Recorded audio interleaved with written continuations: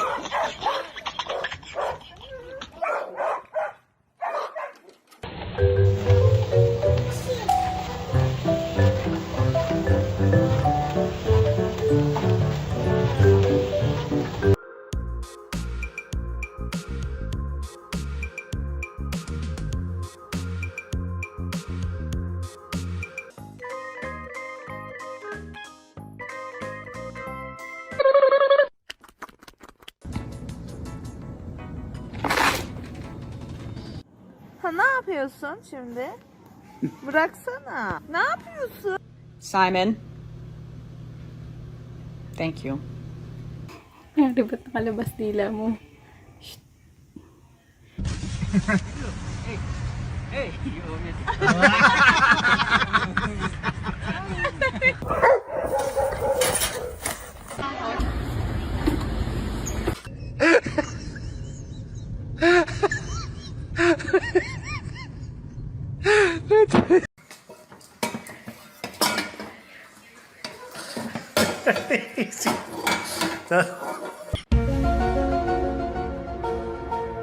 Huh?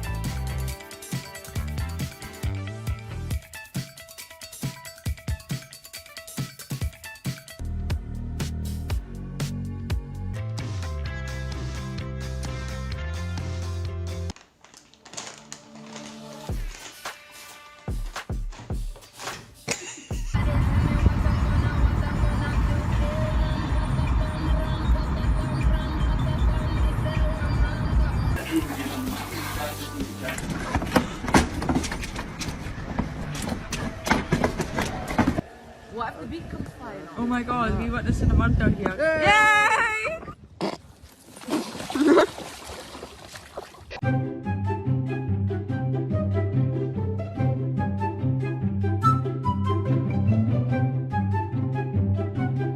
Hi my baby, hi my baby, hi my baby, hi. Hi my baby, hi my baby, hi my baby, hi.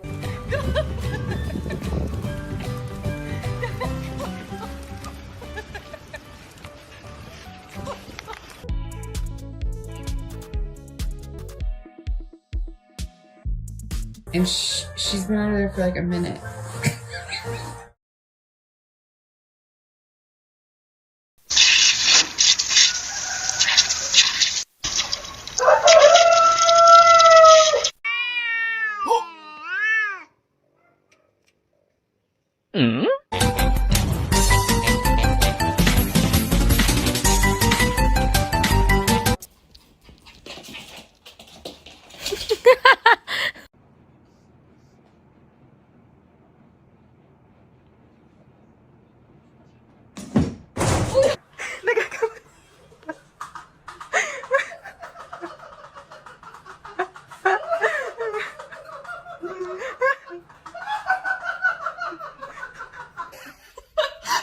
Saan siya?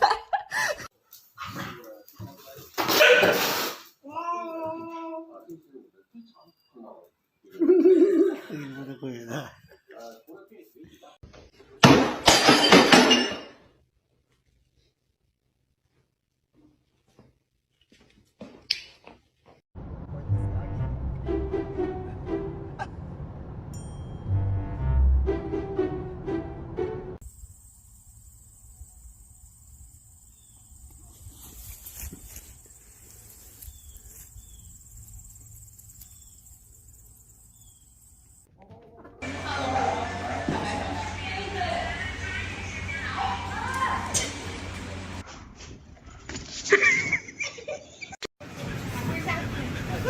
下午来了，下午来了，下午来了。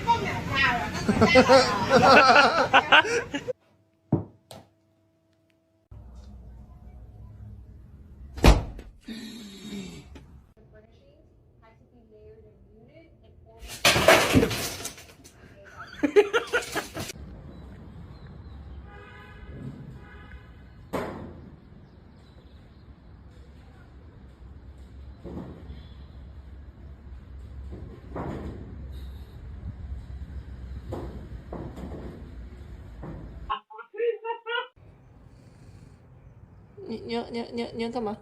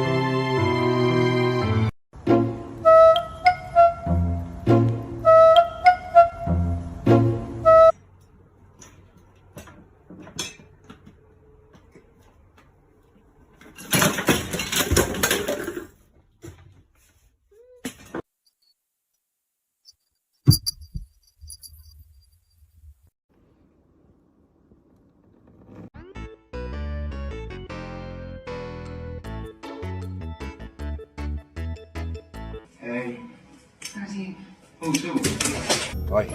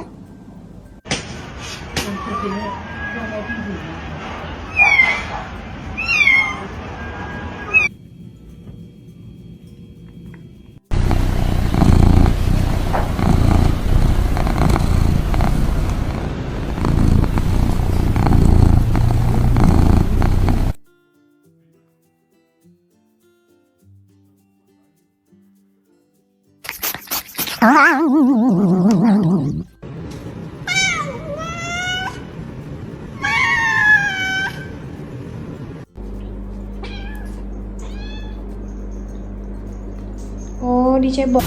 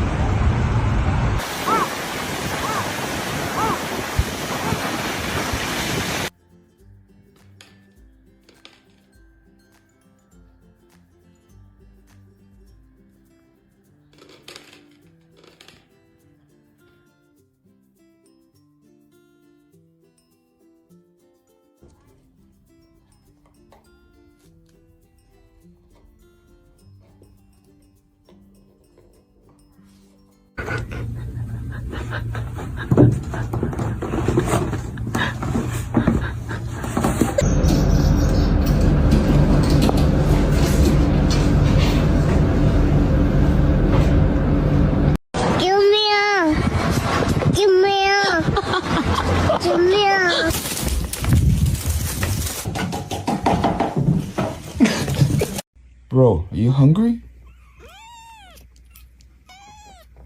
Bro, you hungry?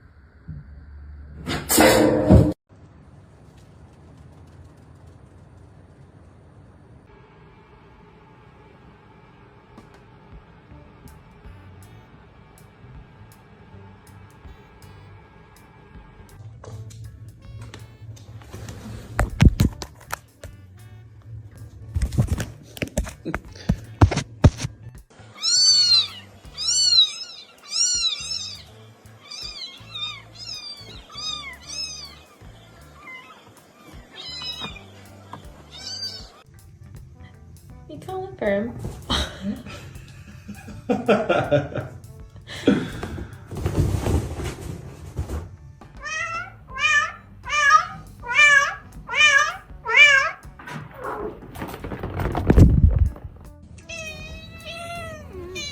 왜? 아야.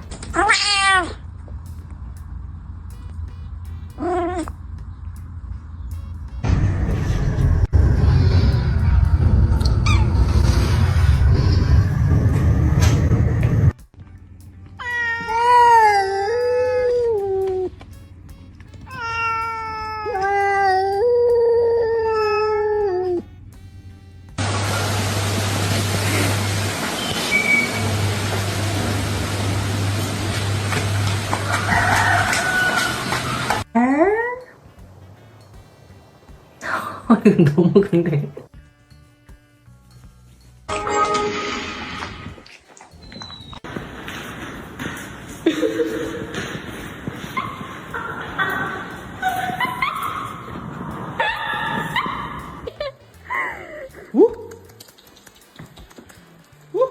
야, 진짜 개.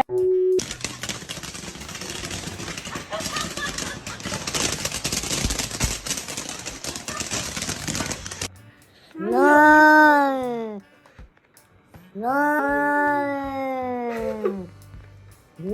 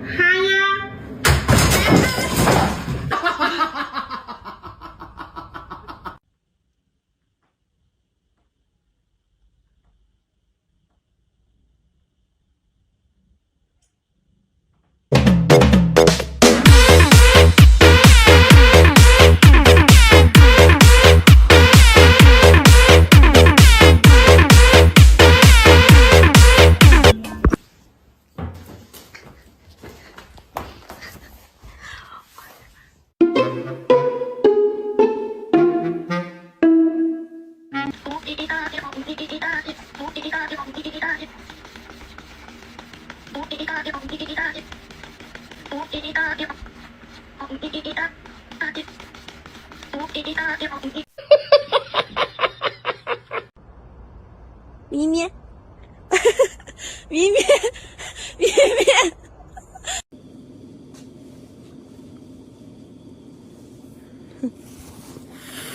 啊，OK。Well, now that you mention it, there was one. Huh? Was that you? Oh my. 理一下我嘛。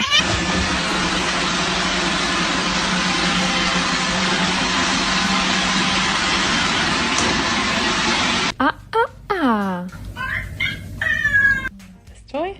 Yeah? Do you want this one? No? Do you want this one? Yeah?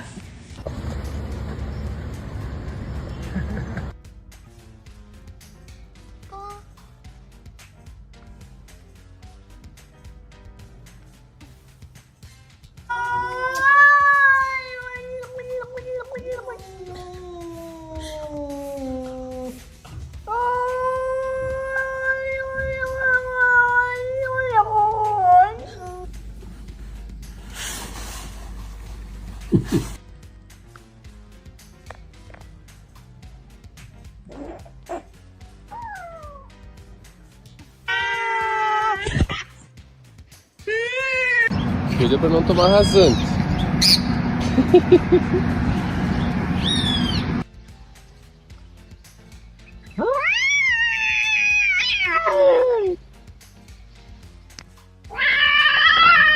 Yeah, I know it's cold. Come on back in.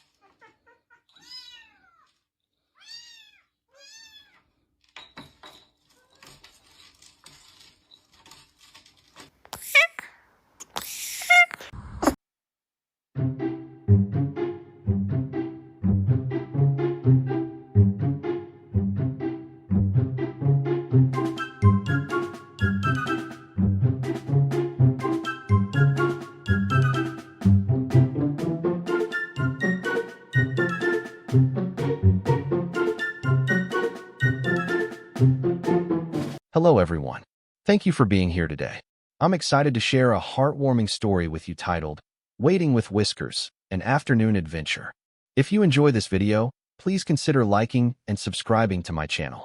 Of course, if it's not your style, feel free to skip it, no hard feelings. Now, let's begin the story. The afternoon sun was streaming gently through my living room window, painting golden squares on the floor. In one of those glowing patches, my little kitten had claimed his kingdom. His royal throne? A squishy cushion that looked far too big for his tiny body. His loyal subject? Me, armed with a toy mouse dangling from a string. We were in the middle of an epic battle. I tugged the mouse left, he pounced right. I slid it across the rug. He skidded after it like a furry hockey player with zero coordination. Each leap came with a dramatic flourish. His back legs kicked into the air, his tail flicked like a sword, and sometimes, just sometimes, his little paws caught the target. When that happened, he would look up at me with his wide eyes, pupils like saucers, as if to say, "Did you see that? I'm basically a tiger." Meanwhile, I kept glancing at the clock. My friend had promised to come pick us up so we could go out for the day. But until then, the minutes belonged entirely to this tiny creature with too much energy and far too much charm. I wasn't complaining, though. After all, how many people could say they had a furry comedian in their living room, entertaining them while waiting for a ride? The kitten, apparently not satisfied with chasing the mouse, decided to attack my shoelaces instead. His teeth and claws worked in perfect coordination, pulling and chewing until one lace was halfway undone. I tried to protest, but his cuteness was stronger than my willpower. "Okay, fine," I sighed, laughing.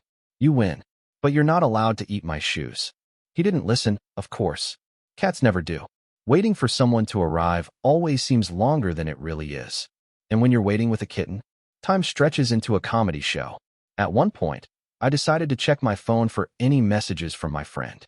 The kitten took that exact moment to climb onto my lap and attempt to swat the phone out of my hands. "Excuse me, sir," I said politely, "but this is important business." He disagreed. To him, the glowing screen was just another toy begging to be conquered. He batted at it with his little paws, then plopped down directly on top of it, as if to say, "If you can't beat it, smother it."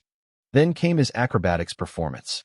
Out of nowhere, he sprinted across the couch, launched himself into the air, and landed on the coffee table with all the grace of a ballet dancer. If ballet dancers also knocked over a stack of coasters on their way down. The sound startled us both, but he immediately pretended it was intentional. He sat tall, licked his paw, and gave me that look. "I meant to do that." I burst out laughing. This kitten had more confidence in his little whiskers than most people had in their entire lives. Still, the minutes ticked by. My friend was running late, and I started to feel a little impatient. But every time I felt boredom creeping in, the kitten created a new distraction.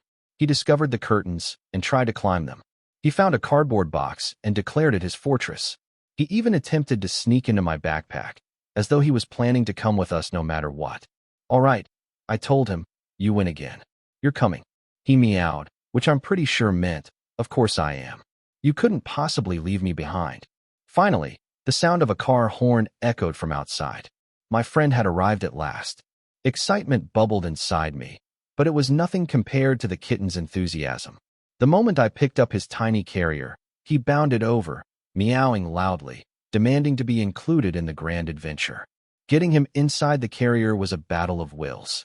He wriggled, he squirmed, he tried to stick his head back out every chance he got. But with some gentle coaxing and the promise of a treat later, I managed to secure him inside. He sat there, staring at me with wide, betrayed eyes, as if I had committed the ultimate act of treason. "Don't look at me like that," I whispered. "You're going to love this." Carrying the meowing carrier out the door, I greeted my friend, who laughed at the sight. "You actually brought the kitten?" "Of course," I replied. He insisted. The drive was filled with curious little sounds coming from the back seat. At first, the kitten protested, letting out dramatic meows that could have won an Oscar. But after a few minutes, he settled down, peeking through the mesh with cautious curiosity. His big eyes followed every passing tree and building as though he were studying the world for the very first time. When we finally arrived at the park, I opened the carrier and set him gently on the grass. His reaction was priceless. He froze, blinked at the sunlight, then suddenly dashed in a zigzag pattern like a furry rocket. My friend and I couldn't stop laughing as we tried to keep up with him. It was worth the wait. All the shoelace chewing, curtain climbing, and coffee table acrobatics had been leading up to this moment, the grand outdoor adventure. And as I watched my tiny companion explore the wide world with fearless curiosity, I realized something. Waiting had never been this much fun before. Life often feels like an endless cycle of waiting. Waiting for opportunities, waiting for people, waiting for the right time. In the story of playing with the kitten while waiting for a friend, we see how small, joyful distractions can turn what seems like wasted time into something meaningful. Instead of sitting in frustration, the main character enjoyed the kitten's antics, laughed, and created memories. This lesson applies directly to modern life. Waiting doesn't have to be passive or stressful. Whether we're waiting for a job offer, an important message, or even just the bus, we can choose to fill that time with positivity, curiosity, or creativity. In fact, the act of finding joy in the present moment, like a kitten pouncing on shoelaces, can reduce anxiety and increase overall happiness. The advice here is simple but powerful. Don't see waiting as empty space. See it as an opportunity. Read a few pages of a book, practice mindfulness, or engage in a lighthearted activity that makes you smile. Life is made of small moments, and when we embrace them fully, even the act of waiting transforms from impatience into joy. Sometimes, the wait itself is the adventure.